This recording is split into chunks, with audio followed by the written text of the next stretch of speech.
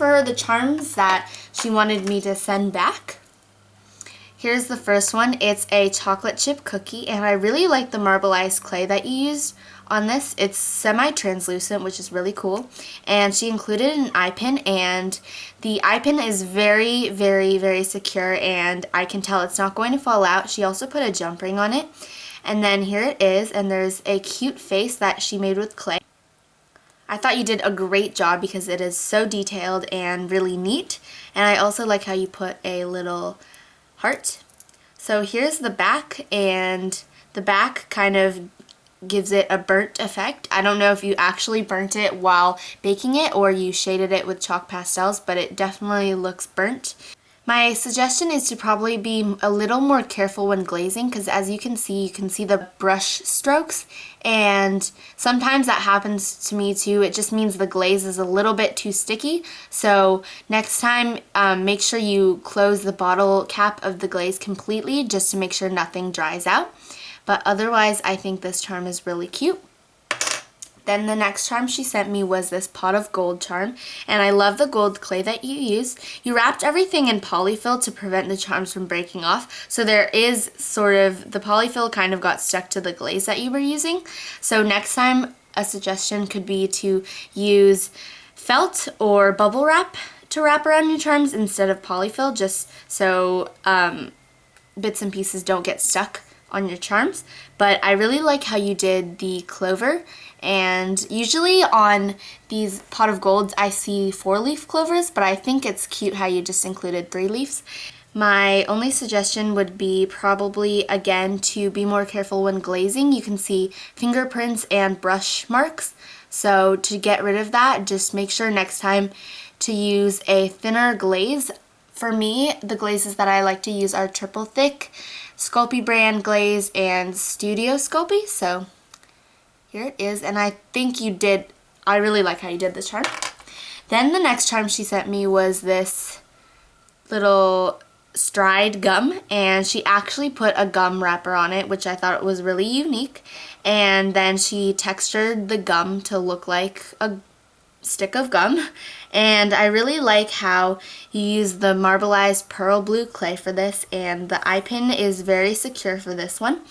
And here it is. Just be careful not to get other specks of different colored clays in your clay that you are working with, and also the wrapper is starting to chip off, so next time you can go over it with clear resin, which you can get at Michael's or any other craft store, or you can go over it with glaze just to make sure it's more durable.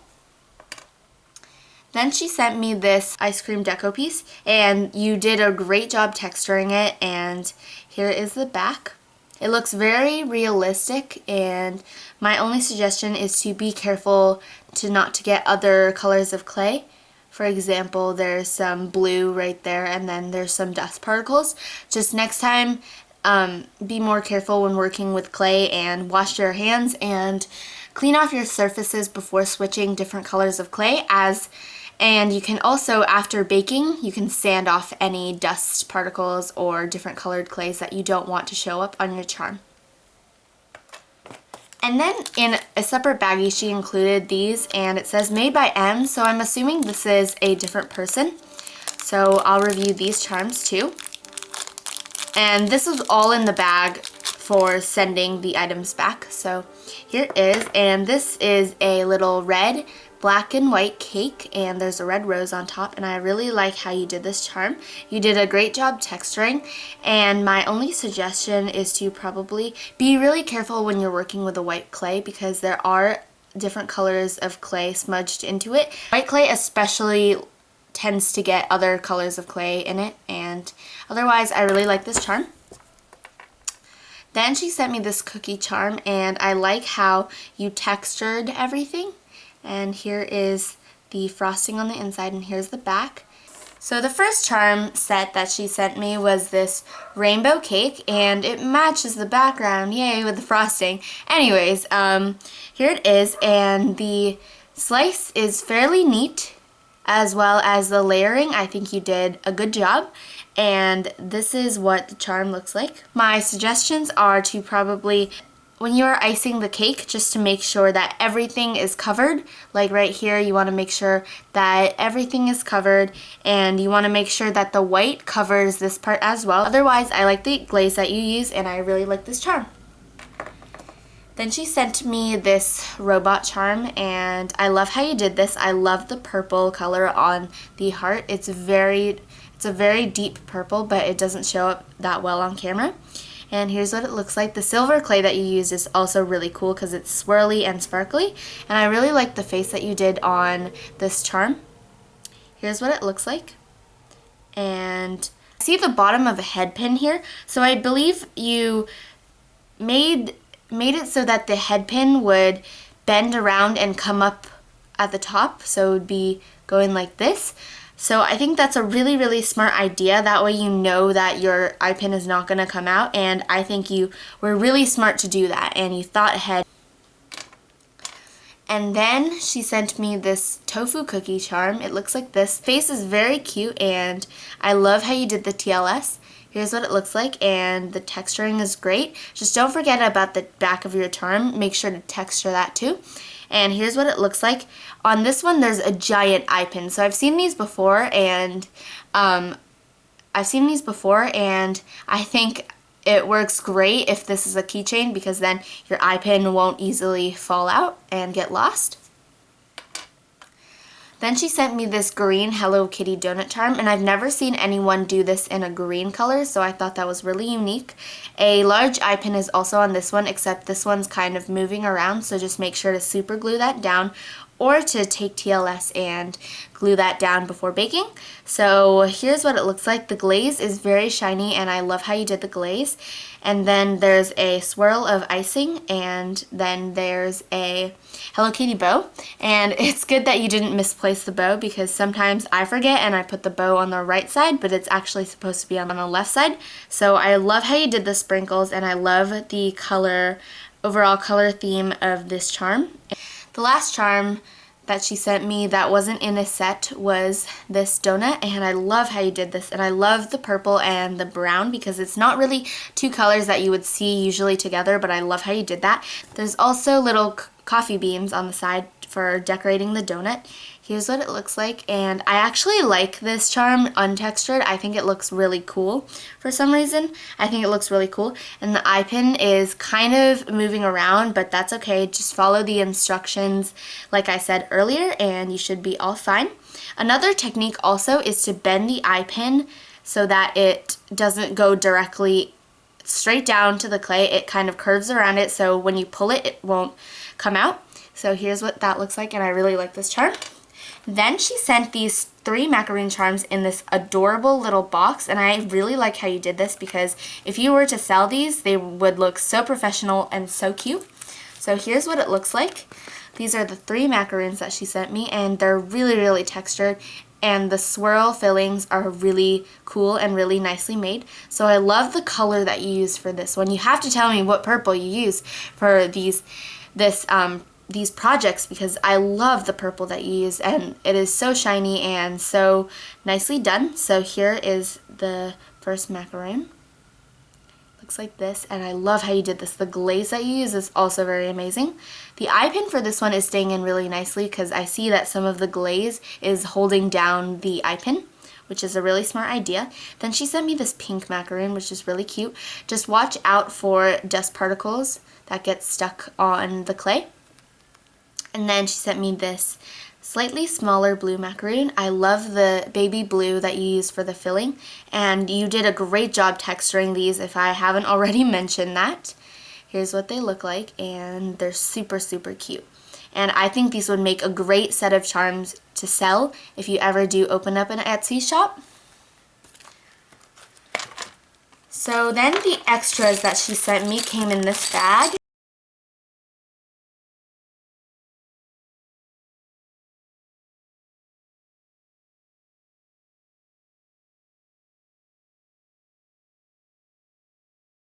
I made this bonbon, and I love the colors that you use for this, and the cuts are also very clean, so that's great.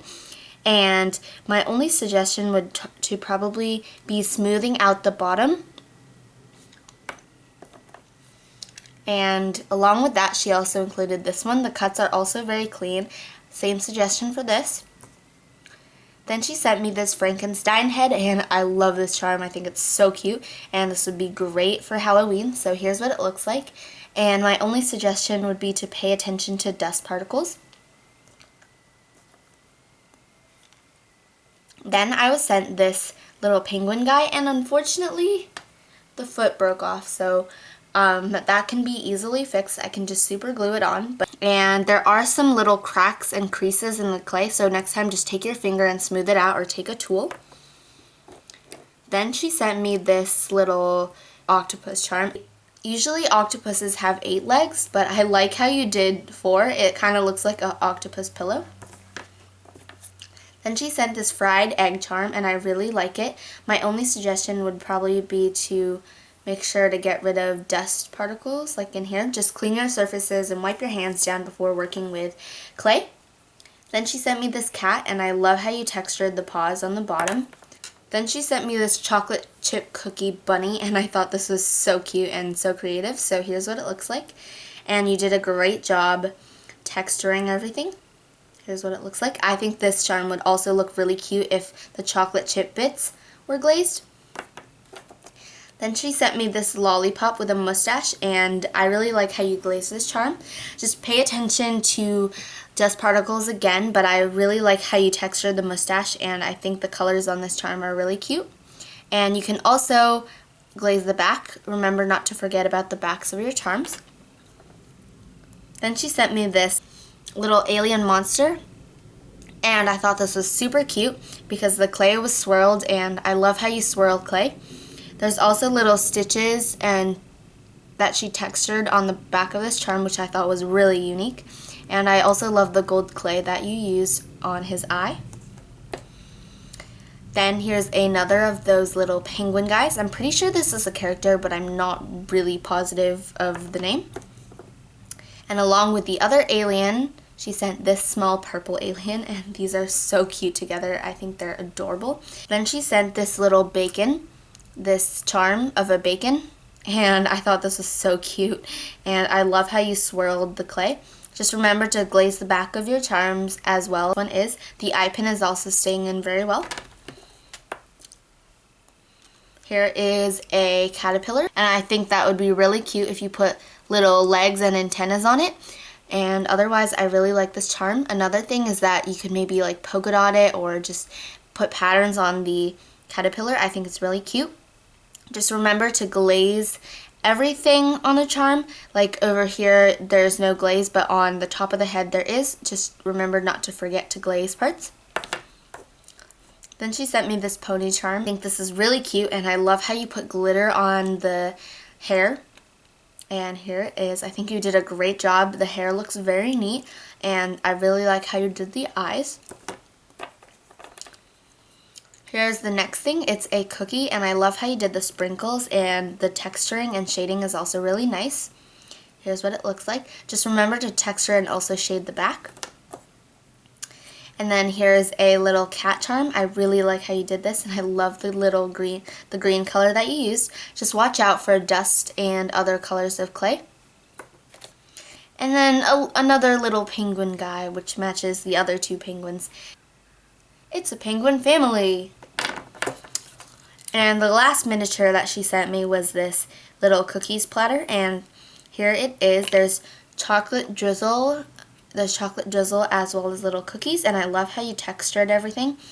And my only suggestion is to make the little chocolate puddles a little cleaner. Like sometimes the TLS does tend to seep into the wood before you bake them. Just make sure to watch out for that. Otherwise, I really like this charm. There are also a lot of empty spaces on the board, so you could fill those up to reduce the negative space. I sent this Rilakkuma cake, and I really like how you did this, and I think this would look really cute if it was glazed. Some polyfills did get stuck to it, so just make sure next time to use bubble wrap. The filling of the cake is pink and white. I thought that was really cute, so here it is. Then the next charm that she sent me was this Rilakkuma ice cream scoop. in a cone. So here's what it looks like. I think you did a great job texturing and shading the ice cream scoop, and I really like this, and I would like to see this as a charm. I think it'd be really cute on a keychain.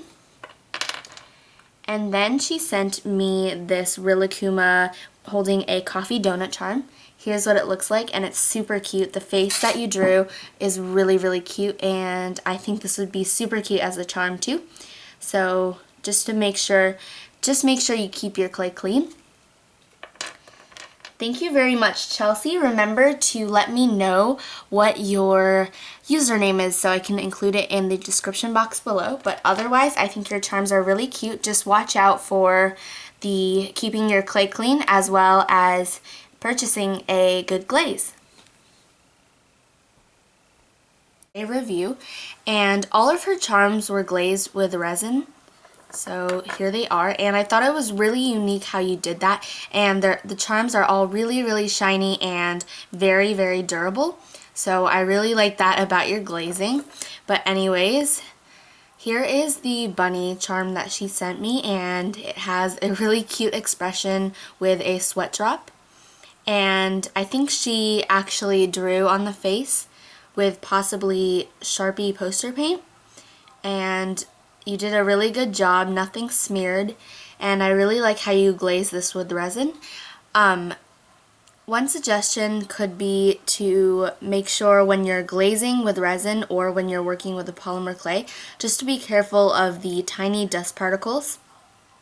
And here it is. I think you did a great job. I know for me, glazing with resin, I've tried it a couple of times before. It is really hard for me because resin is really sticky and it takes a long time to cure, and it's just you have to take extra steps to glaze with resin. And I think you did overall a great job of glazing with resin for this one. I think you could be a little bit more careful, like there are some lumps of resin at the bottom. So next time you could, before the resin cures, you could take a brush and brush away the excess resin. But otherwise, I think this charm is so cute, and these would definitely make great cell phone charms. Sanx character, I'm pretty sure. I'm not sure of the name, but here it is, and there's so much detail incorporated on this, and as you can see, it's very shiny because you glazed it with resin. And here's the back. I think you did a great job, and the little pearls or circles on the charm are really evenly rolled out, or really evenly made, and I really like the cute face on this one. My only suggestion would be to be really careful next time when you're glazing glitter specks on this charm, but otherwise I think this charm is perfect. And even though there are a lot of really delicate parts like the ears, since you glazed it with resin, it's now really durable.